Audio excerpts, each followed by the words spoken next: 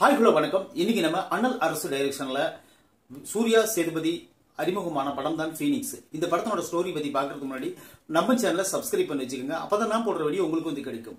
Phoenix இந்த படத்தினுடைய கதையை பத்தி பாக்குறதுக்கு முன்னாடி சூர்யா சேதுபதி பத்தி பார்த்துருவோம். ஒரு நெகட்டிவ் கமெண்டால அவருடைய சில விஷயங்களை அவர் பண்ணாரு. அது என்னன்னு பாத்தீங்கன்னா, பேட்டி கொடுக்கும்போது பபுல்காம் மென்னுகிட்ட ஒரு தெனாவட்டா பேட்டி கொடுத்தாரு. அதை பத்தி வலைதளங்கள்ல கழுவி ஊத்துனாங்க. அது வேற விஷயம். இப்போ படம் அந்த கெத்தா பேட்டி கொடுக்குற அளவுக்கு இந்த படம் வந்திருக்குதா அப்படின்னு சொல்லிட்டு இந்த படத்தோட கதையை பத்தி பார்ப்போம். அண்ணல் அரசு தான் இந்த படத்தை டைரக்ட் பண்ணிருக்காரு. அவர் தான் இந்த படத்தோட கதையும் தயாரிப்பும் கூட அவங்க மனைவி பேர்ல அவர் தான் இந்த படத்தை எடுத்திருக்காரு. அப்புறம் யாருன்னு பாத்தீங்கன்னா CS சாம் இந்த படத்தினுடைய மியூசிக் பண்ணிருக்காரு. இந்த படத்துல சூர்யா சேதுபதி, தேவதர்ஷினி, வரலட்சுமி சரத்குமார் அப்படின்னு அடி சுத்தம்னு சொல்லிட்டு ஏகப்பட்ட பேர் நடிச்சுக்கிறாங்க இந்த படத்துல. இந்த படத்தினோட ஸ்டோரி பத்தி பார்ப்போம். இந்த படத்தினோட ஸ்டோரி என்னன்னு பாத்தீங்கன்னா, அதாவது 36 இடத்துல வெட்டி கொலை செய்யப்பட்ட ஒரு ஆளுங்கட்சி எம்எல்ஏ. அதனால அந்த பையனுக்கு 17 வயசு ஆகல அப்படின்னு சொல்லிட்டு அந்த பையனை கொண்டு என்ன பண்றாங்கன்னா சீர்திருத்த பள்ளியில சேர்த்து விடுறாங்க. சேர்த்து விட்ட உடனே இப்ப இந்த எம்எல்ஏ இருக்கிறாருங்க இல்லையா, அந்த தற்போதைய எம்எல்ஏ இறந்துட்டாருல, அவரு வீட்டுல கம்முன்னு இருப்பாங்களா, அவங்க என்ன பண்றாங்கன்னா, அவங்க பெரிய ஒரு தாதா குடும்பம், அந்த குடும்பம் கம்முன்னு இருக்குமா, ஒரு 4 பேர்த்த அனுப்புறாங்க உள்ளுக்குள்ளேயே சூர்யா சேதுபதிய கொண்டுறணும் அப்படின்னு. இவரு உள்ள வந்த உடனே அந்த 4 பேர்த்தையும் அடிச்சு தம்சம் பண்ணி அனுப்பிச்சு விட்டுறாரு.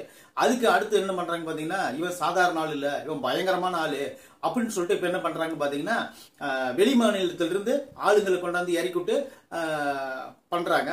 அவங்களையும் இவரு அடிச்சு துவம்சம் பண்ணிடுறாரு. என்னடா இது ரொம்ப போச்சு, எல்லாரும் யார் அனுப்பிச்சு விட்டாலும் பண்றானே அப்படின்னு சொல்லிட்டு இப்ப ஒரு முடிவெடுக்க வேண்டிய சூழ்நிலையில் இருக்கிறாங்க. இவனை எப்படி முடிச்சு கட்டலாம் அப்படிங்கிறதுக்கு. அதுக்கு இடையில இவர் அந்த ஜெயிலர்கிட்டையும் அந்த போலீஸ் கிட்டையும் இவருடைய உண்மை கதையை சொல்றாரு. என்ன நடந்துச்சு, ஏன் அந்த எம்எல்ஏவை நான் கொன்னேன்னு சொல்லிட்டு ஒரு விரிவாக்கமான ஒரு பிளாஷ்பேக் சொல்றாரு. இந்த பிளாஷ்பேக் நம்மளுக்கு ஒத்து வந்துச்சுன்னா இந்த படம் ஓகே, இந்த பிளாஷ்பேக் நம்மளுக்கு ஒத்து ஓடிலாம் இந்த படம் பிளாப் அப்படின்னு நம்ம நினைச்சுக்கலாம். இவர் சொல்ற கதை என்னன்னு பாத்தீங்கன்னா, இது ரிவெஞ்ச் கதை தான். ஆல்ரெடி நிறைய படங்கள் பார்த்த கதை தான். இது அருள் படத்துல கூட இவரு ரவுடியா மாறுறதுக்கு காரணம் இந்த ஒரு சின்ன விஷயம் தான். ஒரு அரசியல்வாதி தன்னோட வீட்டுல கரண்ட் எடுக்கிறதும் அந்த போஸ்ட் ஓட்டுறதும் தான் அருள் படத்தினுடைய ஒரு மையக்கருவா இருக்கும். அதே தான் இந்த படத்துலயும் ஒரு மையக்கரு. இப்ப என்னதுன்னு பாத்தீங்கன்னா, இதுல எக்ஸ்ட்ராவா இன்னொரு விஷயத்தை சேர்த்துக்கிட்டாங்க, பாக்ஸிங்.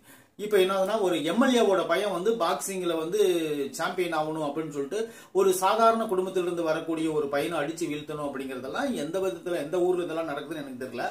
ஏன்னா எம்எல்ஏ பையன் பாக்ஸிங் கத்துக்கிட்டு பாக்ஸிங்ல ஜெயிக்கிறாங்க. எம்எல்ஏ பையன் பாக்ஸிங் கத்துக்குவானான்னு ஃபர்ஸ்ட் யோசிங்க. அவன்லாம் எந்த இடத்துல நம்ம ஒரு எம்எல்ஏ ஒரு பையனை, ஒரு சாதாரண ஒரு வார்டு கவுன்சில் பையனே எந்த வேலைக்கும் போறதுல ஜாலியா உடம்புல வேறு வரக்கூடாத அளவுக்கு வேலை செஞ்சுட்டு இருக்காங்க. வெள்ளை சட்டை கொஞ்சம் கூட கசங்க கூடாதுன்னு நினைக்கிறாங்க. எம்எல்ஏவோட பையன் ஒரு பாக்ஸிங் கத்துக்கிட்டு போய் அடிச்சு ஜெயிக்கிறதுனா இது எங்கேயும் நடக்காது. இருந்தாலும் ஒரு கற்பனை கதையா ஆரம்பத்திலே போட்டதுனால நாம இந்த கதையை நம்ம ஏத்துக்கிட்டு தான் வேணும். ஆனா எனக்கு ரொம்ப பிடிச்சது பர்சனலா என்னன்னு பாத்தீங்கன்னா, ஃபர்ஸ்ட் ஹாப் தான் ரொம்ப பிடிச்சிருந்துச்சு.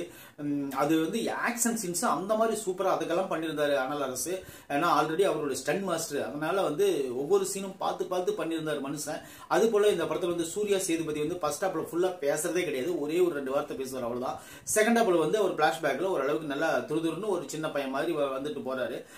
அது போல கிளைமேக்ஸ்ல அண்ணல் அரசனுடைய அந்த ஆக்ஷன் சீன் அதுக்கெல்லாம் பண்ணிருக்காங்க. இதுல ஃபைட் சீனு குறை சொல்ற அளவுக்கு எந்த சீனுமே கிடையாது. நம்பும்படியா கொடுத்திருக்கிறது உண்மையிலேயே பரவாயில்ல. அந்த பையன் அத்தனை பேர்த்து அடிப்பானா அப்படிங்கறதுல வேற விஷயம். ஆனா அந்த ஃபைட் மேக்கிங் பண்ணிருக்காரு பாரு அண்ணல் அரசு, அதுதான் ஒரு வெற்றி அடைஞ்சிருக்காரு.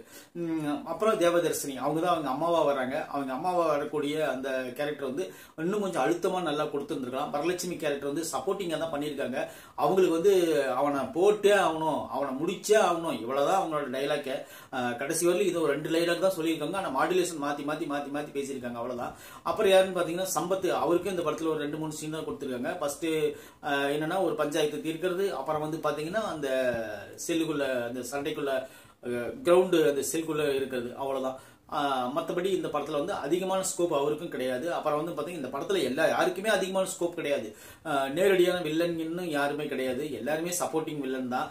திடீர்னு உருவெடுக்கிற அந்த சம்பத்தனோட பையனோட வில்லத்தனம், அப்புறம் வந்து பாத்தீங்கன்னா கிளைமேக்ஸ்ல வரக்கூடிய அந்த ஜெயிலர் பண்றதுக்கெல்லாம் அவருக்கு என்ன பனிஷ்மெண்ட் கொடுத்தாங்க அதெல்லாம் எதுவுமே கிடையாது.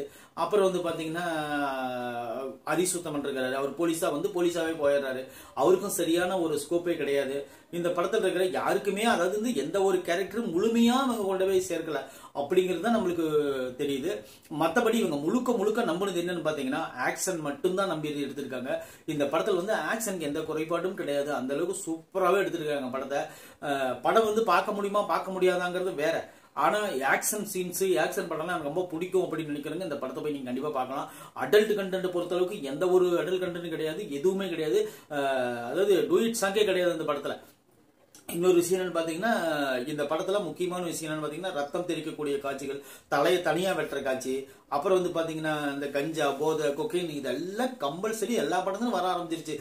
இந்த படத்துல ரொம்ப அதிகம் அந்த மாதிரி பண்றதெல்லாம் என்னன்னு பாத்தீங்கன்னா அந்த வடநாட்டு கும்பல் இப்ப வந்து 17 வயசுக்கு 18 வயசுக்கு கீழே உள்ள பசங்க தான் இந்த மாதிரி அக்யூஸ்டா மாறுறாங்கன்னு சொல்லிட்டு படம் ஃபுல்லாவே நெடுகளுமே அந்த சீனை காட்டியிருக்கிறாங்க. இன்னொரு விஷயம் என்னன்னு பாத்தீங்கன்னா இந்த செல்லுக்குள்ள, அதாவது அந்த காப்பகத்துக்குள்ள யாரு வேணாலும் வர்றாங்க, யாரு வேணாலும் போறாங்க. திடீர்னு பாத்தீங்கன்னா ரவுடிகள் வராங்க, திடீர்னு பாத்தீங்கன்னா வாலிபர்கள் வராங்க. யாரு வேணாலும் வந்து யாரு வேணாலும் பேசி அரசியல்வாதி யார் வேணாலும் போயிட்டு வரலாம் அப்படிங்கிற மாதிரி தான் இந்த படத்தை எடுத்து வச்சுக்கிறாங்க. அதாவது வந்து இந்த ஒரு காப்பகம்னா இப்படியெல்லாம் இருக்கும் அப்படிங்கிறது வந்து நம்ம நிறைய படங்களை பார்த்திருக்கோம். குறிப்பா அந்த மாஸ்டர் அப்படிங்கிற படத்துல கூட பார்த்திருப்போம். அதுலயும் இதே கதை தான்.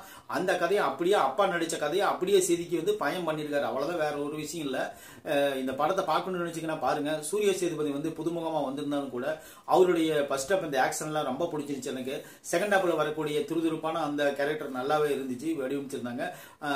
இந்த படத்துல வந்து மொத்தமாவே வந்து பாத்தீங்கன்னா ஒரு 4 செக்மெண்ட் தான். என்னன்னு பாத்தீங்கன்னா ஒரு அரசியல்வாதியை கொல்றது, ஜெயில இருக்கிறது, ஜெயிலேயே சண்டை, அப்புறம் வந்து பாத்தீங்கன்னா ஒரு பிளாஷ்பேக், மொத்தமே 4 போர்ஷன் தான் இந்த படம். 4 போர்ஷனையும் ஒன்னு சேர்த்துனீங்கன்னா இந்த படம் முடிஞ்சிடும், அவ்வளவுதான்.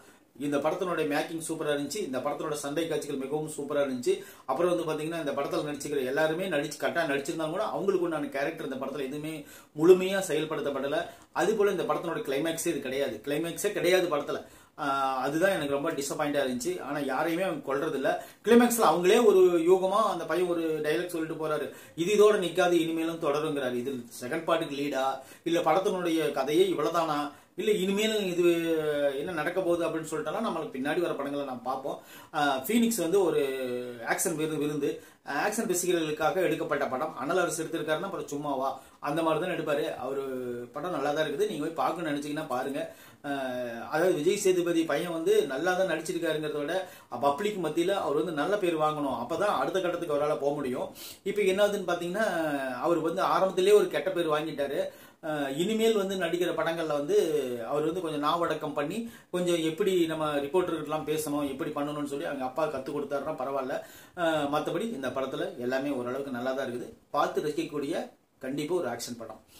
இந்த விமர்சனம் முடிஞ்சுதான் கண்டிப்பா நம்ம சேனலை சப்ஸ்கிரைப் பண்ணிச்சுக்கோங்க. தேங்க்யூ.